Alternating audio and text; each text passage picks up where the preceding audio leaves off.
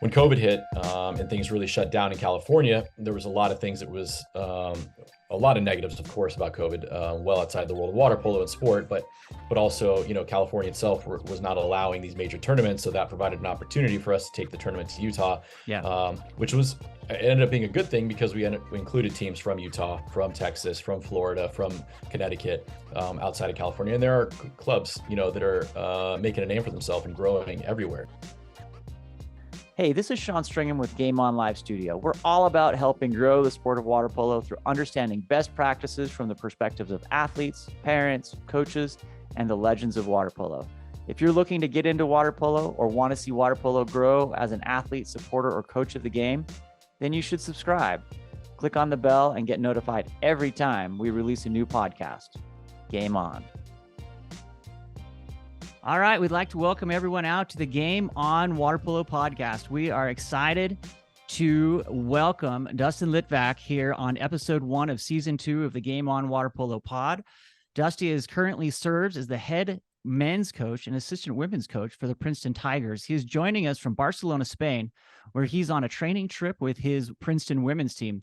The Tigers men's just wrapped up a great 2023 season where they were the Northeast Water Polo Conference champions and made a deep run into the NCAA Championships at Cal. Before his time at DeNunzio Pool, Litvak spent 5 seasons at UCLA working for the men's and women's water polo teams. From 2013 to 2015, he was the assistant for the men's team that won the 2014 national title. The first time UCLA had won the national championship in 10 years. Litvak then assisted with the women's squad from 2015 to 2018, highlighted by an MPSF championship and a second-place finish at the 2017 NCAA Tournament. But what we're really here to talk about is Dusty's role as the league commissioner and SoCal director for the Futures Water Polo League. The Futures League prides itself for providing high-level competition for top water polo clubs in the nation.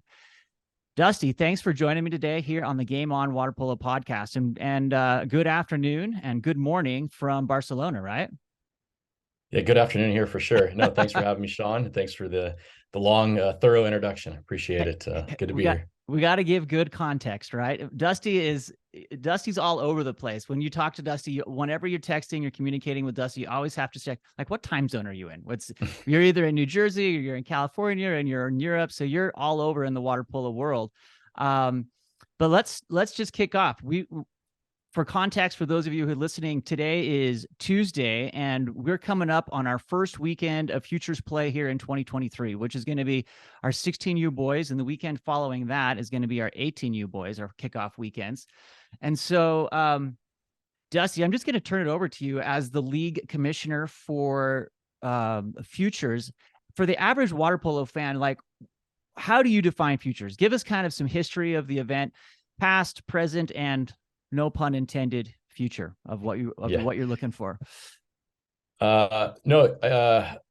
Futures is, I think, an opportunity for clubs that are, I think, serious about the sport and want to provide, high level competition. So I think what we try to do is be as professional as we can be in terms of, getting schedules out early, and make sure we communicate properly with all the parties involved, whether that's the teams, coaches, administrators, referees, the hosts, things like that, and just try to provide the most professional experience we can for all the clubs. And these are, again, clubs who, I think are really serious about growing the sport and making sure that there's incentive. I think one thing that we kind of noticed was that there wasn't really any incentive week to week necessarily in the when these kids are not in high school seasons, maybe to come to practice as much or try or care as much at practice, because the result wasn't so right in front of them every weekend. When they're in high school, they're playing games and they can see all their work paying off. So we wanted to provide something similar. So what we've done, I think we started Futures, maybe 2017, 2018, somewhere around there. And it was started off very small, and it's just kind of grown and grown and grown, and really, really happy that we're able to provide the same high level experience on the girls side now. A lot of the girls in Southern California will be in high school season this winter, but Northern California will start up. And then, obviously the Southern California girls will pick up in the spring, but that's been great. And then, as I mentioned, just trying to give these kids incentive to want to get better, year round. And that's kind of where Futures has kind of evolved, because it's grown and grown and grown with the 16s and 18 and unders into kind of a relegation league where it's really hard year to year to know exactly, where clubs are going to place. You can't really base it completely off the last year because kids age out, kids age up.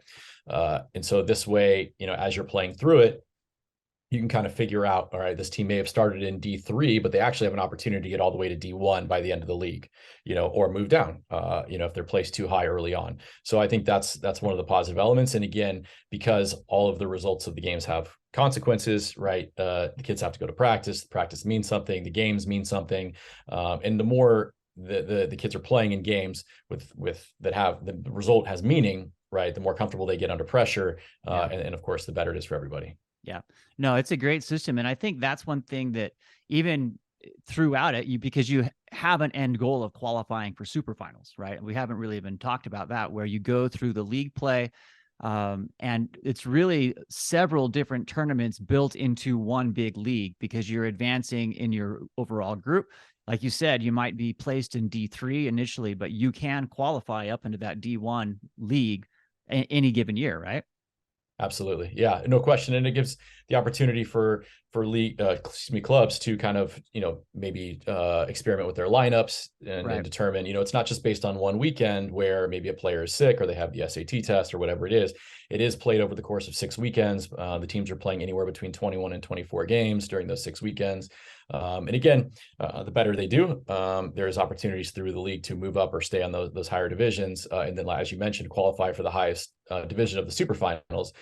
We definitely are also about opportunity. So that's where also the league has grown, and we've added divisions and then had second, divisions of the super finals and even third divisions, so that we have more opportunities for other teams to play. We definitely don't want to exclude, but at the same time, we want to provide opportunities where the games are pretty evenly matched. No one gets better when games are lopsided in the score. It doesn't help the team that's better, doesn't help the team that's trying to get better. So we try to make sure that through that league play and the qualification that you're playing pretty evenly matched opponents week to week. And this year, I mean, we've got 18U men, 16U men, 14s, 12s, and then the same on the women's side, right? Yeah, no, absolutely. And it's and now I think we'll get to it, but Southern California, Northern California, and then it finally expanded outside of California, which is awesome as well. Yeah. And so let's talk, I mean, with that point, let's go ahead and talk about that a little bit. We've got, how many teams do you have? Let's talk a little bit about the growth of the league. I mean, it's grown since last year. I've been involved now for 3 years, and it continues to get bigger every year. Just kind of get a growth perspective of what's happening in Southern California, Northern California, and the impact of Texas joining the league now too. Yeah. So when we started it, I kind of headed up the Southern California portion. And this was only boys at the time. We didn't have girls yet. And then John Barnea, who was the assistant at Stanford at the time, and James Lathrop from at the time Miramani, now he's the assistant at Stanford.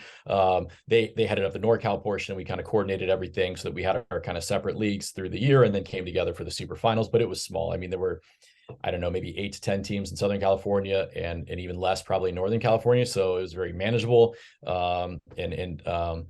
As teams got interested and they saw the kind of product we were putting forth, we were doing everything we could to get top level referees, top level venues, again, get schedules out early, really make it attractive to the clubs to understand you're getting, a high value for what you're paying for. And in addition, we're allowing your parents to plan their lives. I think that's one thing I do want to hit on too, is that one flaw probably of our sport is that schedules come out the night before. And for parents that have multiple kids that play multiple sports, even if they have multiple that just play water polo, I don't know how they do it when they're getting scheduled at the last minute. I mean, carpools, but we're trying to give 2 weeks notice on every schedule at a bare minimum with as few changes as we need to make. But through that, I think a lot of other clubs saw what was happening and saw that a lot of the top teams, were choosing to join Futures. And so it kind of just grew in its own, and teams continued to reach out. So that was positive for sure. And then obviously, when COVID hit and things really shut down in California, there was a lot of things that was a lot of negatives, of course, about COVID, well outside the world of water polo and sport, but also, California itself was not allowing these major tournaments. So that provided an opportunity for us to take the tournament to Utah, which was, it ended up being a good thing because we included teams from Utah, from Texas, from Florida, from Connecticut, outside of California. And there are clubs, that are making a name for themselves and growing everywhere. So, and we added girls that summer as well. Yeah. So that was another positive. And then, as soon as they kind of were a part of it, of course, they want to stay with it. And we try to find ways. So this year we're able to figure that out. I mean, the biggest challenge we've had is that we had to have a qualifier for the super finals because so many clubs are reaching out from all over the country saying they wanted to come to super finals. We couldn't just say yes to everybody, and it wasn't fair to say yes to some and no to others without having a proper qualification. Right. So by adding, some of the Utah teams do come to California for competition, but by adding the Texas component, they're actually hosting games for teams not just from Texas, but from other states. Right. So there is a legitimate qualification to get into the super finals in the summer. Yeah. Well, and I think it's cool. I mean, quick plug here. I mean, we streamed the games from Utah. We streamed super finals and some 18s and 16 games last year. And this year, the big, huge step is that we're going to try to stream all of those 18U, 16U boys and girls games from Southern California, Northern California, and Texas. So it gives everyone an opportunity to really see what great water polo looks like. What a great opportunity, right? It's huge. I mean, again, you hate to think of positives that came out of COVID, but that's just another one. Right. That what you've done, obviously, with goals, and just the how much is out there, how much content is streamed. Futures is definitely one of them, but so much has become streamed now in the world of water polo, and it's so good for the growth of the sport. Obviously, selfishly, as a college coach, who lives on the East Coast, it's great because I can't get out to California as much. So being able to watch the games either live or archived has been fantastic, and it's really helped a lot of players from different clubs, put together better recruiting reels and be seen by so many different people. And it's such a great thing, and it's ambitious for sure on your guys' part. Yes. And we're so grateful though. It's going to work. It's going to work, but I'm sure there's going to be a couple hiccups here and there, but it's going to work. Right. So no, it's great. And it's not just, there's a lot of services that just turn the camera on and that's it. Wide angle camera, no commentary, but what you guys do is so helpful and so beneficial. Yes, again, selfishly as a college coach, but also to grandma and grandpa or aunts and uncles anywhere in the world, they can watch their relatives play, and again, just so good for the growth of the sport. So the fact that we do have 4 divisions of 16s this year, we do have 4 divisions of 18s, and all 4 are going to be streamed is such a huge, I think, benefit for those clubs and those players. Yeah. Yeah. And, my goal I want to see fans of water polo come out and just want to watch water polo. Right. And so we're going to try to keep the podcast going and tell the story here a little bit of how, as the season develops. So it'll be interesting, and hopefully get some athletes on here as well as some other coaches as well for the podcast, as well as on site during the weekend. So try to do a little bit of better storytelling about the league and about the qualification, because I love the fact that it's a relegation league, right? Of being able to advance and or fall back depending on how you play. I mean, it just really does. It's great for storytelling, right? Yeah. And I don't want to get too much in the nitty gritty because it is a little bit complicated. It changes by division and how many teams and things like that. And all that information is public on our website. But basically, the very first 2 weekends of play are within your current division. So every team is placed in a division initially. You play everybody once within your division over the first 2 weekends. And then the third weekend is really kind of the exciting weekend because that's where the crossover play happens. So, the top teams are kind of set. So if you do really well in Division 1, you're set. You're staying in Division 1 into a tournament. You're staying in Division 1. You've proved you belong there. But if you're kind of in the bottom half or bottom third of Division 1, depending on the age group, you're going to move into a tournament with the top, third or top half of Division 2. And then there could be some change. And that's a really exciting weekend. And last year, I thought some of the scores, there were so many shootouts. You could tell, the passion was there. And I think having that streamed is going to be even more, evident. But you just could see the energy that came around that third weekend of, wow, we could move up to the next division, and there were so many teams are grateful for that opportunity because, they felt like they belonged there, but they got a chance to prove it. It's one thing to say it, it's another chance to prove it. And then if a team ended up moving down divisions, because in that third weekend, again, 2 and 3 will mix a little bit, 3 and 4 will mix a little bit as well. There's still another opportunity on weekend 6. So after weekend 3, we go back into our new divisions. So weekend 4 and 5 are very similar to 1 and 2. You play everybody once in your new division. And then weekend 6, similar to weekend 3, is a crossover weekend, which will help place teams in certain divisions or even seed the super finals once we add in the NorCal teams and add in the out of California teams. Yeah. So again, there's just meaning to everything, because you can't bring, I don't know, half your team to a weekend and think it's going to be fine. Right. You may end up in that relegation tournament, which you don't Right. want to end up in, right? Right. Or Yeah. or if you're in that relegation tournament and you don't have your full squad, right, that can be tough. So again, it really also gives incentive for those players to want to show up. Where when I was a club coach, you could just tell that in the off season, there was a lot of times where they didn't want to be there as much, and so they would plan other things to happen during those weekends. And I think the other thing we try to do is be mindful of that. So it's really only one weekend a month per age group for the most part. So we're not overwhelming them where they're having to play every single weekend. There is plenty of time to do other things with family. Right. So within this, there are thousands of moving parts for you as a league commissioner. Like, I can't imagine, because you've got 30, 32 teams per division times however many different divisions that you have. How do you personally pull something like the magnitude of this off? Like, in terms of managing referees and pool sites and schedules, like that's an amazing task.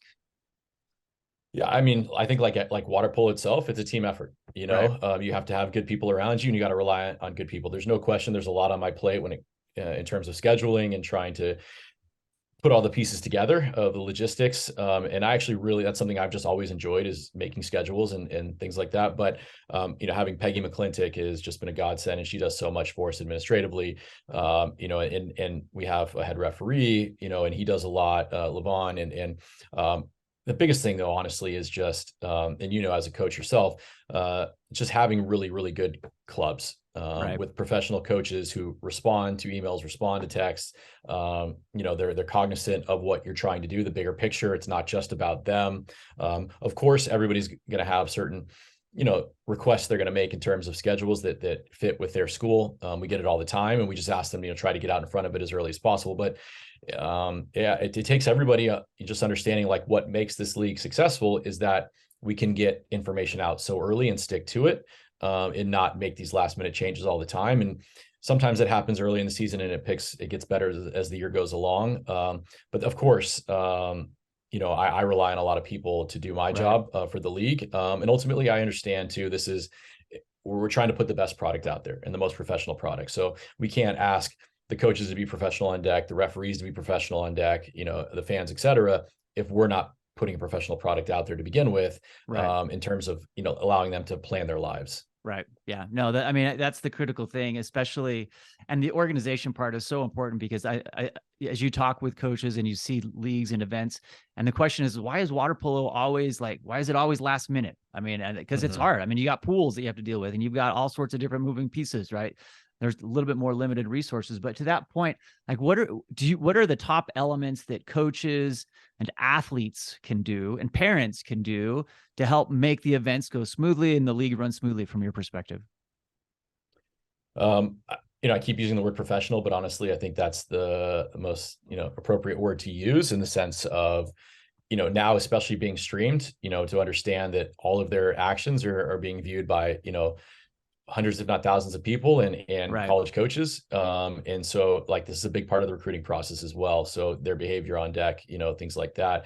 But I think just like taking it seriously, and obviously want them to have fun. It is a game. There's no question about it. But understanding that everything is a representation of the league and the product we're trying to put out there. And, the less we have to deal with, parents being ejected from the stands, or coach and referee negative interactions, things like that. I mean, I think that our sport, really just needs, in general, better communication between all parties. And so that part of it, again, only happens if everybody approaches it with the same mindset of, we are trying to do what's best for the sport every time we come onto the pool deck. So it's, we're not going to win every game we play. We're not going to be happy with every call the official makes. We're not going to be happy with every, action in the water. But if we understand the big picture, and that we can't, have incidents that we're dealing with that make our sport look bad, that make the league look bad, their team is in addition, that really helps things flow smoothly. I think obviously staying on top of the website, as much as we want to keep the schedule consistent and not change it, we do have to make changes from time to time. We get last minute requests from teams, or teams drop out, and we have to fix it. So just staying on top of that, so that no one, goes to the wrong pool or doesn't to know their game times, simple stuff like that. But again, not only, with the games being streamed this year, we're also increasing our presence on social media. So we're going to have a full-time social media person, if not more than one, going to be out as many venues as possible. Definitely a weakness of mine, no question. I did not grow up in the social media era, so that's not a strong point. And so we're going to have someone much younger take that over, and really, I think she's going to be great, and she's going to be out there this weekend. I think it's San Clemente High School, as well as maybe Harvard Westlake High School. So 2 of the venues for our 16 unders, but she'll be at all age groups. I know we're only streaming 16s and 18s, but she'll be around at all the different age groups, throughout the year. Cool. Well, and you got to shout out those handles now for your social media. Where should people go to find Futures Water Polo on in the social world? Yeah, just at Futures WPL. Okay. And I think that's the website URL is also, if I recall, right? FuturesWPL.com. Right. Yeah, awesome. Exactly. And then mainly, I mean, right now, social media wise, it's almost solely Instagram. We don't really use Twitter anymore. Don't ask me about TikTok. Maybe that's something she'll take on. I have no idea. But Instagram for sure. You're telling me the old guy Game On Live Studio has TikTok? Come on, we got to make it happen in that new world, man. Maybe 2024. We'll see. Maybe. Yeah. So yeah. Also, I think we didn't plan on this, but I think we should probably talk a little bit about the game desk and 6-8 Sports, and also that opportunity. We'll probably get an opportunity to reach out to 6-8 Sports to get them here on the podcast as well. But another opportunity in terms of being able to have some access to the sports. Talk a little bit about 6-8 Sports and the game desk and how that interacts with Futures and what to expect there.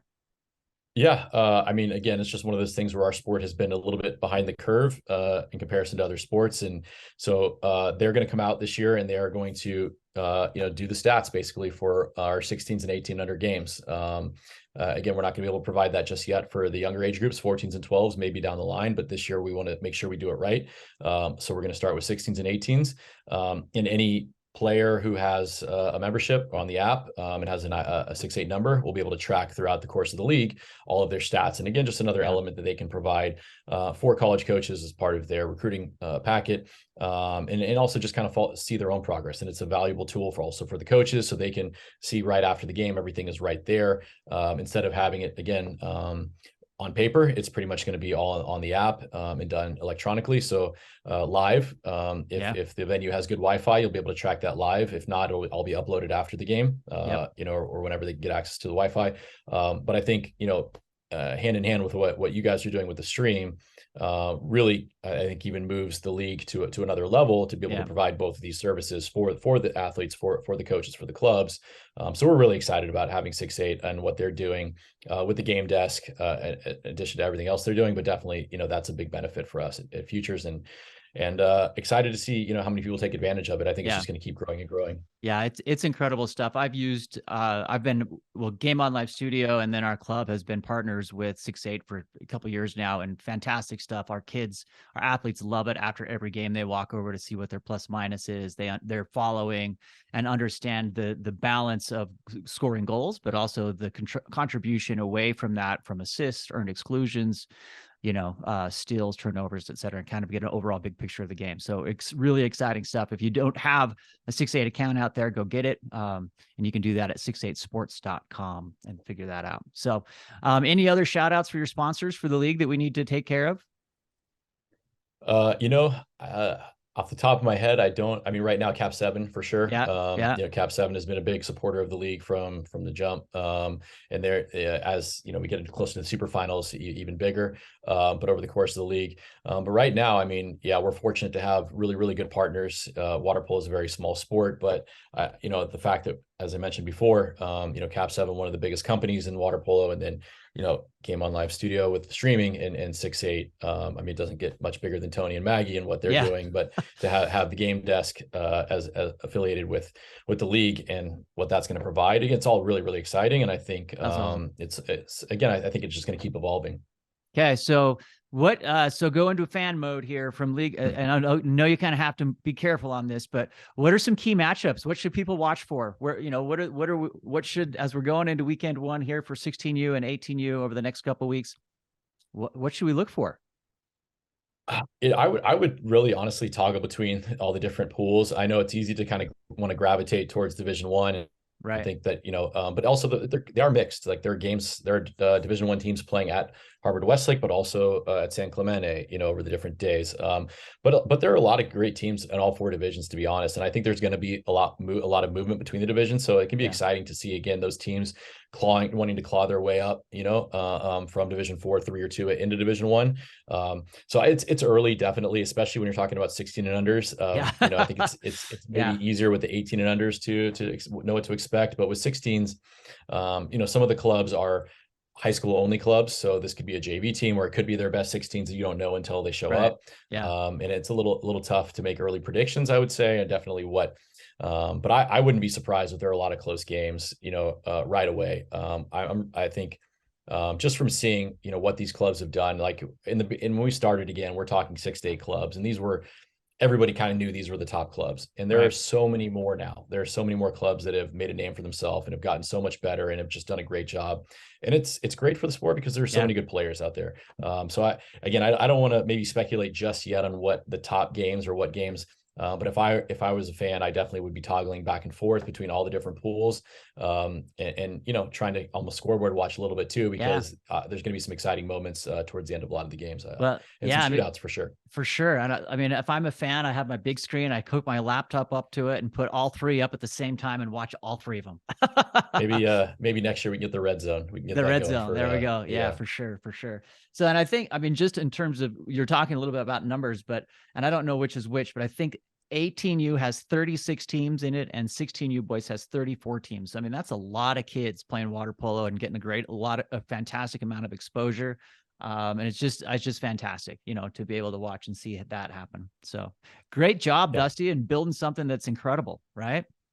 Yeah, I mean, it's definitely not just me. I know my name is in front of it, but there are a lot of people that put a lot of hard work into this and do a lot behind the scenes. And it's just really great to see. I try to get out there for a few of the weekends, but definitely super finals and see the competition, and just see everybody getting better and the sport growing, and that's what we're all here for. Yeah. Awesome.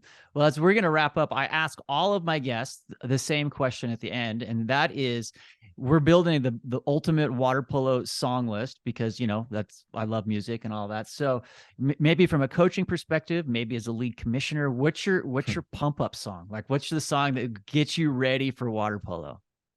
Pump up song. Wow. I'm not really a pump up guy. You don't strike me as like someone that's dancing on the deck necessarily, but no, you won't find that. To be honest, before games, I probably meditate more than I listen to music. But this year, all right. I don't know if this is going to fit at all within your that's playlist.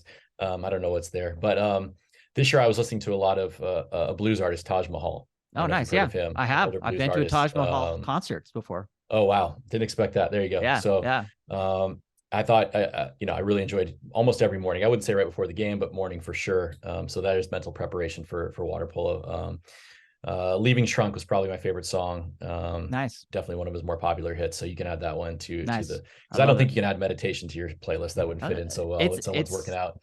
Well, and it's not necessarily workout, but just like what I think, because I come from a sports psychology background, and I think it's really important for people to understand like what it is to find find where their peak performance is, right? And so, and I think that's a key thing. And so, and sometimes you have to mellow it out a little bit, and sometimes you have to bring it up. But I love that. I love the fact that on the meditation standpoint and being aware of your surroundings. And I think I'm going to hook that in probably to the performance of your Princeton men. You guys had a great run here at the end in the NC2As. Do you want to talk a little bit about your team a little? Just love the guys, to be honest. That makes it everything. Really, really blessed with an incredible team and incredible staff, and really supportive administration that allows us to do a lot of the things that we want to do. And so it was a fun year. It was a special year. A lot of milestones. We broke a lot of records for the program. That's awesome. A lot of big wins. And the nice part too is the fact that it's a team that left its mark, but also we're continuing to get better. And I think that's really fun to think about. And, kind of to tie in and circle back to Futures, it's just growing the sport, making sure that there are opportunities. Our country is so big. There's no reason that water polo should be, existing, at a high level in one state. It doesn't that's not common, in other sports. And so Right. it's just great for us to be able to show, what we can do on the East Coast. And then as we're done with Futures, give this opportunity for East Coast teams, for teams from the Midwest, from the South, from the Southeast, all over, to show what they can do. And it's just going to make our country better and definitely provide for a better atmosphere of the sport. And then just hopefully Olympic gold medals and continuing on the women's side and, picking up on the men's side. Yeah, no, that's going to be awesome. I'm so excited to have a legitimate national league from all over the country having an opportunity to play up and to qualify into the finals. I mean, it's going to be, that super finals is going to be spectacular. It's going to be so cool. Yeah, and that's going to be in Northern California this year. So we try to flip-flop with JOs. So when they're in SoCal, we're in NorCal and vice versa. But really excited about that. Again, like you said, this is the biggest league we've had just in Southern California alone. But then when you add in all the other components, it should be massive and it should be a lot of fun. Yeah, it's going to be great. Hey, well, thanks again to Dusty Litvak of Princeton Water Polo and the league commissioner for Futures. If you don't mind, if you please subscribe, rate, give a 5-star review, and share the podcast, and follow us on social media. You can find us at Game On LS. Of course, follow Futures as well at Futures WPL. Be sure to tune in almost every weekend for full coverage of the Futures Leagues on Game On Live Studio. You can find all the streams at www.goals.co. You can also find those on the Futures Water Polo League website as well. We are just trying to make a journey and be a voice for sport growth in the water polo wilderness. Always honor the game. Keep your head on a pivot. Until next time, peace. Thanks, Dusty. Thank you. All right. Have a great one.